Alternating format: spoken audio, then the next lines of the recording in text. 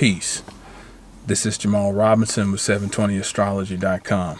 I'm on location today, waiting to pick up my children from school, but I want to talk about the upcoming solar eclipse in Aries on April 8th, 2024. But this video is not going to be a delineation video. This video is more a philosophical video. There's a lot to unpack around this eclipse that is coming up in April. And unless you've been living under a rock, you've probably seen all types of theories and fear-mongering and scare tactics and all the gamut of information has been run about this eclipse. But I want to take a stance or offer a perspective that I think is going to be rather uncommon.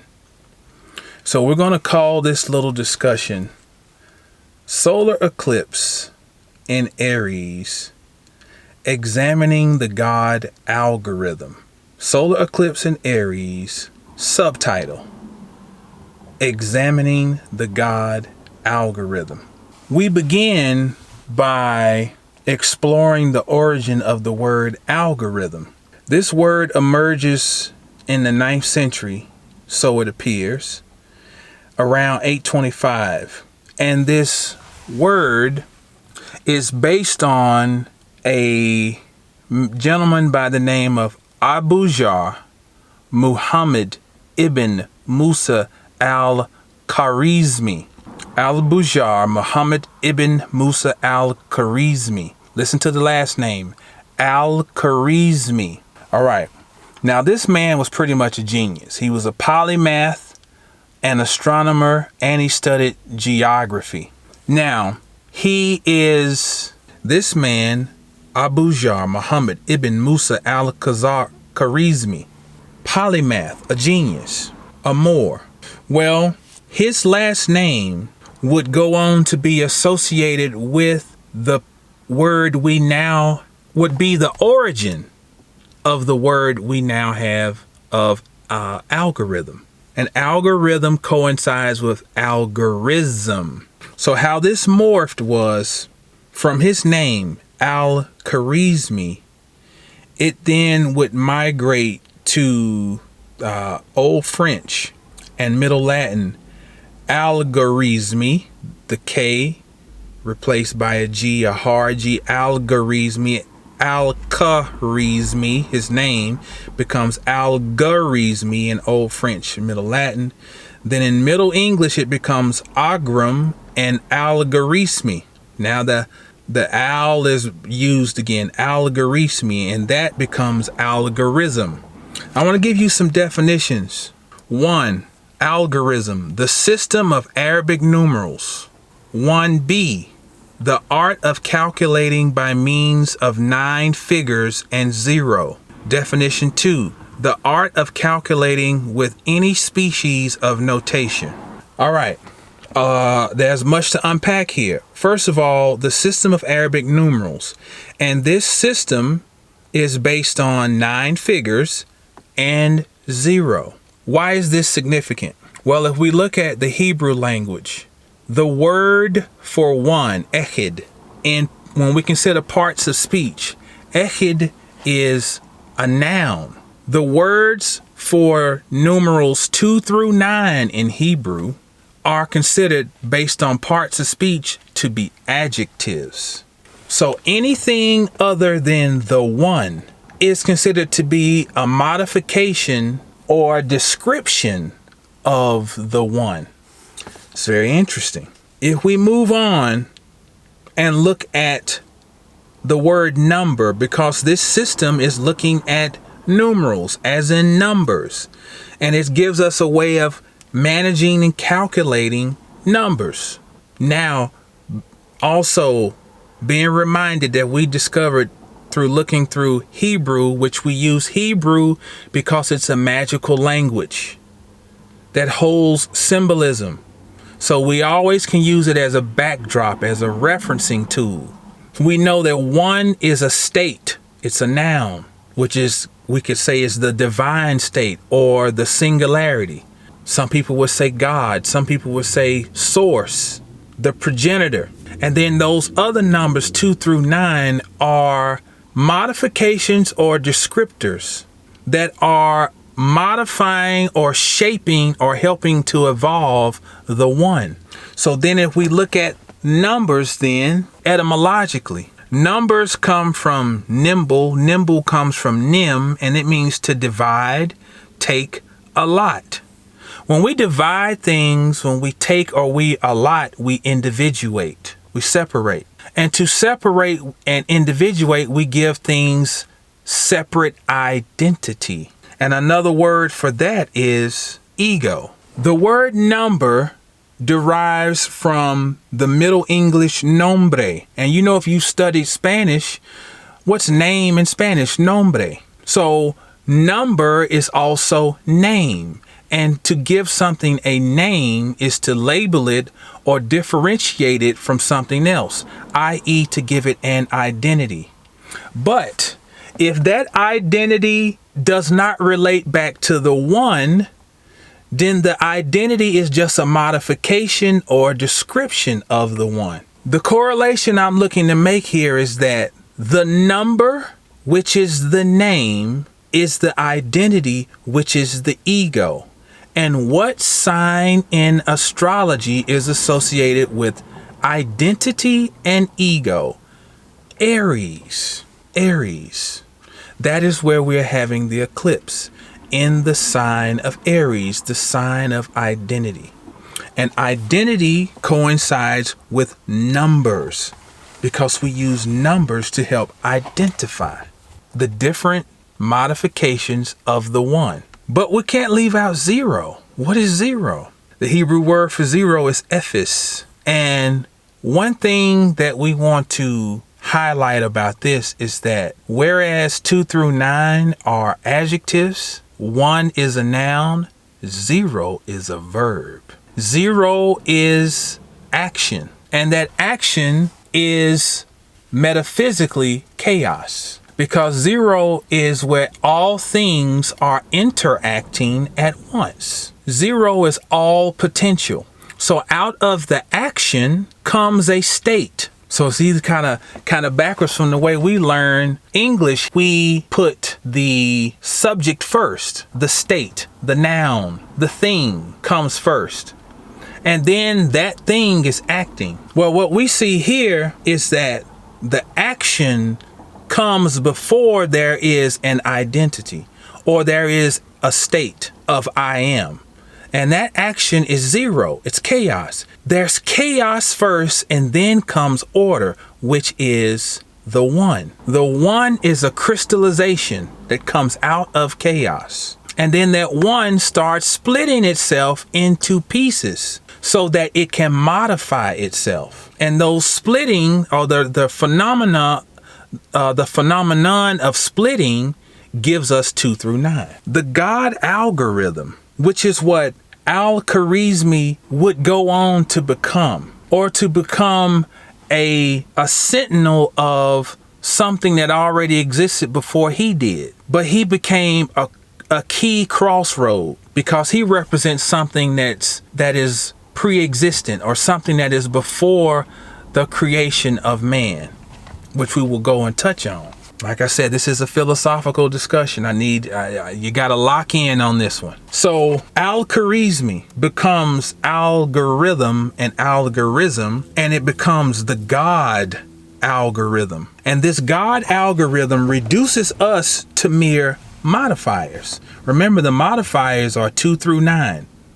Using the Hebrew context, 2 through 9 modifiers, adjectives. The God algorithm reduces us to mere modifiers with the goal of us never achieving the oneness. While the North Node is in Aries, with emphasis on identity, the nature and quality of the seed, and how we interface with this earthly experience. We're challenged to assess our sense of I am. Is it rooted in a singularity or a modification? I hope this question this rhetorical question makes sense. Is your sense of I am rooted in the singularity? The singularity is the number 1. Or is it based on a modification, 2 through 9? We're not saying that 2 through 9 are bad, that the modification, because they represent existence. For this divine force to split itself up is creation. It is our existence. We are living the reality of something modifying itself. But what if we get stuck as just being the modifiers, never working our way back home? And home is to be one again, to be whole. WHOLE. To be one is to be whole. So what if there's a force that is working towards us not achieving that? What am I? Who am I? Questions to ponder during this window of metamorphosis that we're in. What am I? Who am I? And whatever the answers are they based on the singularity or are they based on the modification? This God algorithm, we all worship it one way or another. And you know, if you're on the internet, that word has become very popular in the last, I guess, maybe 10 years. Algorithm. Hey, like, share, what is it? Like, share, subscribe. It helps the algorithm. We're all worshiping. I am too. To some degree, we all worship the God algorithm, which is the computation of numbers, the computation of egos, the computation of identities. There's a force behind all of this that is deciding what I should see, what you should see, based on data that is coming to it about what and who you are, what and who I am. That's the God algorithm, whom we serve loyally. Even the word data means to give. So the collection of data is based on what we give, the energy we give. And even if you're not a creator on the internet, you're giving your data because we're digitized. When you go in the grocery store and swipe your card, you're giving data. When you buy something on Amazon, you're giving data. When you pump your gas, you're giving data. Everything's data. And we're all paying tithes to the God algorithm, whose energy is very prevalent in Aries. That is its natural home.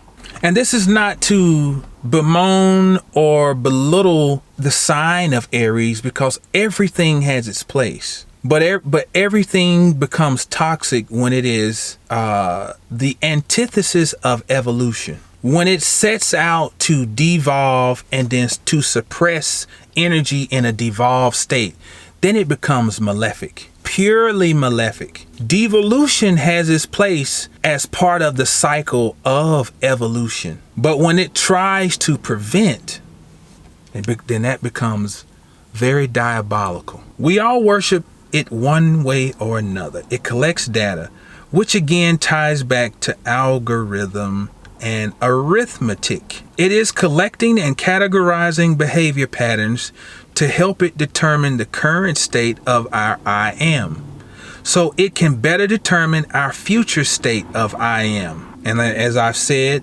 it collects data so it can know what data to feed us, always in hopes of distancing us from organic singularity, or simply put, becoming God, generator, operator, destroyer. To become God is to be whole, WHOLE. Now, where is this stemming from? Many people are familiar with the concept of the demiurge, also referred to as Aldebaoth in the Gnostic texts. So I'm going to refer here to Bentley Layton's Gnostic scriptures, and hopefully this won't take me forever to find this.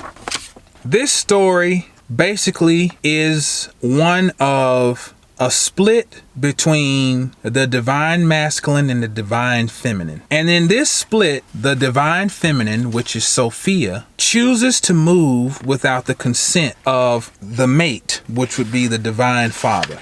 So I want to pick up little pieces of this story and read. This comes from The Secret Book According to John, Subheading: Production of Wisdom's Offspring, Aldebaoth. Now, the wisdom belonging to afterthought, which is an aeon, thought a thought derived from herself, from the thinking of the invisible spirit, and from prior acquaintance.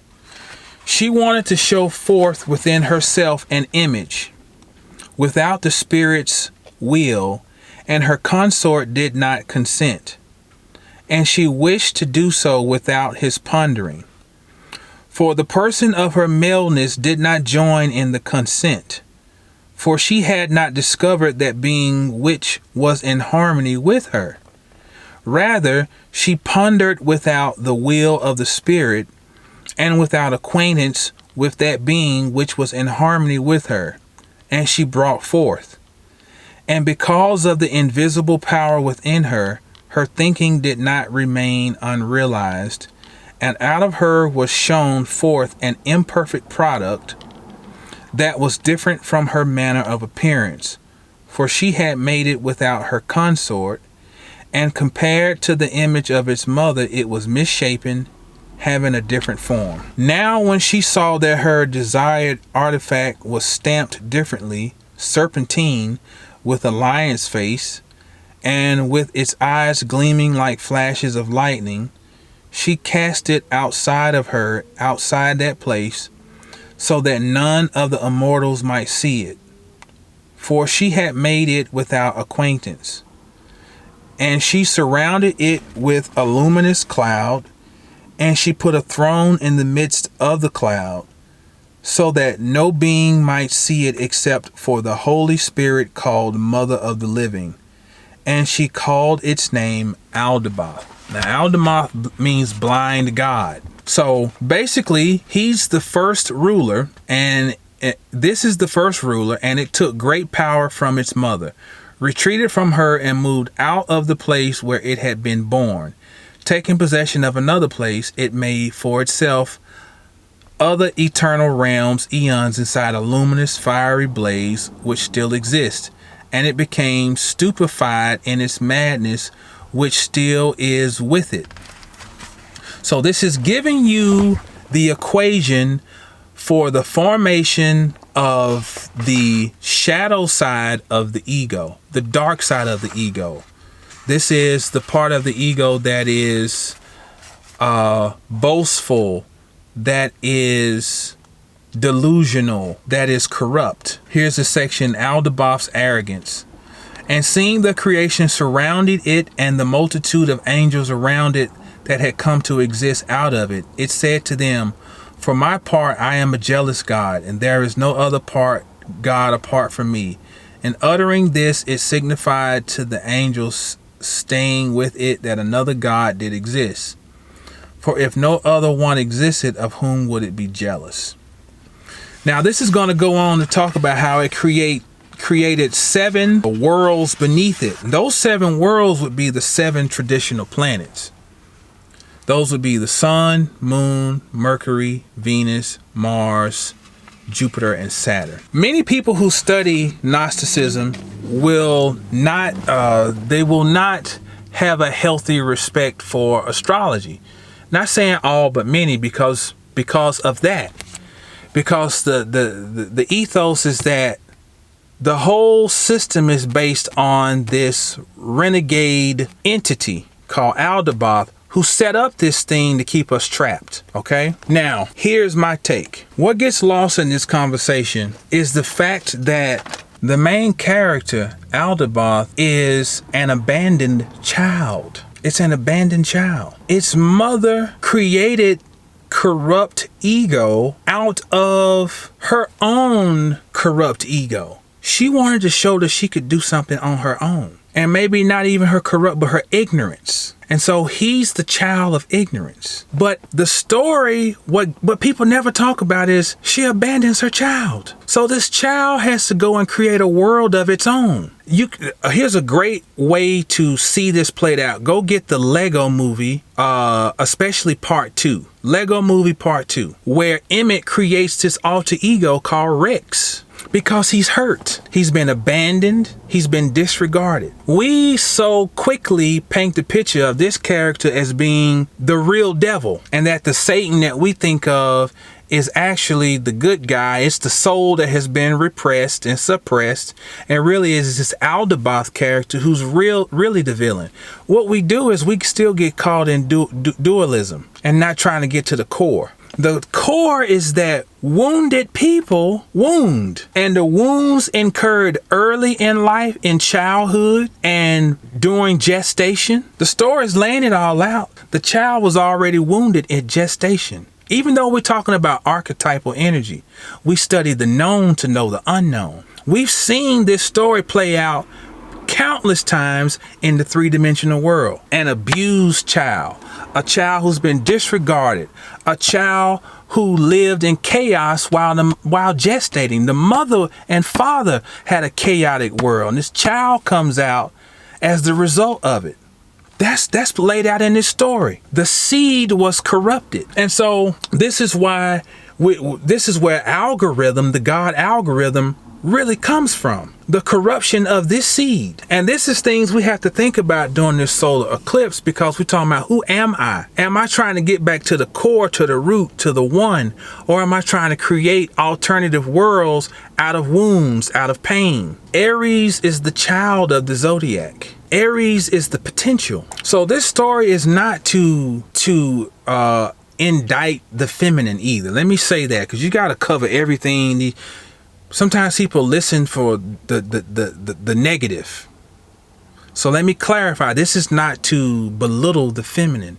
It is to say that the conversations I've heard about this story has always been the focus on Aldebaoth being the devil, and not looking at the bigger picture of it reflecting on the necessity of a child's energy being cultivated, and that the seed must germinate or come from harmony. That's what, or that's the goal. That's what we're working towards, because ultimately we're trying to be whole. We're not trying, we are working to be whole. WHOLE.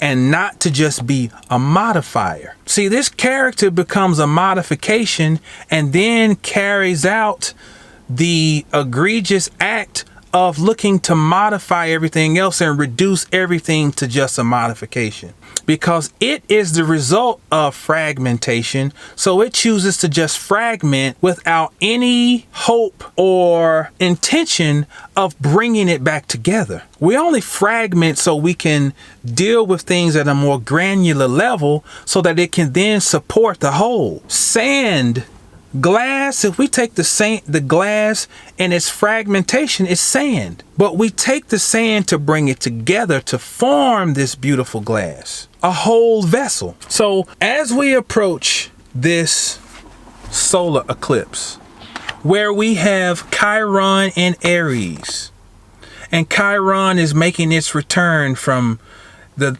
last time Chiron was in Aries was 1969 to 1977. So my generation, we're having our Chiron return. I'm at the end of the Chiron and Aries generation. So we are especially tasked, those of us in that generation, to be looking at those questions I pose. Who am I? What am I? Why am I? And is it supporting the singularity, or am I just a modification? Am I just a fragmentation? And then based on how we can answer that question and how we have been approaching that affects our relationships, because opposing Aries is Libra. And then the way that we've been working with that has been setting a precedent for those who've come behind us. Collectively, we're all answering and looking at those questions, because we're all collectively living with Chiron and Aries, which is conjunct the North Node at the time of this solar eclipse. This is a time for healing. This is a time for moving forward. This is a time for courage. This is a time for self-reflection. This is a time to look internally before I move externally. We're opening the door to a future. And like the fool in the tarot deck, we're standing at the precipice, foolishly about to take the next step. The fool, sometimes it's good to be a fool. The adventure of Aries, the vitality of Aries, and the ability to take that step like the fool does off that cliff is symbolic of I've healed from the past cycle. I'm ready to go again. I'm not trying to hold on to those wounds and nurse them. I'm releasing them and I'm going on the next journey. For private readings, I'm available through my website, 720astrology.com. Know the stars to know yourself. Peace.